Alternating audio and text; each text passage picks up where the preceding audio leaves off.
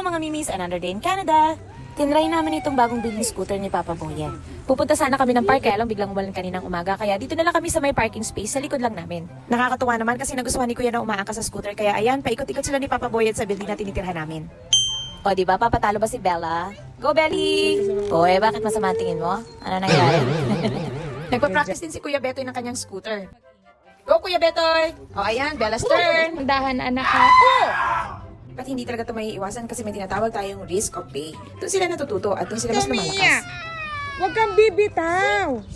O diba? Try again. Go Belly! O ayan, si Kuya naman ang susubok. Good job Kuya! O syempre, kailangan subukan ko din, ano? O wag kayong ano dyan. Mahirap siya, mukha lang siyang madali. O yan, dahil hindi ako marunong, hinangkas na lang ako ni Papa Boyet. O. Next time ulit mga mimis, keep it cool! Bye!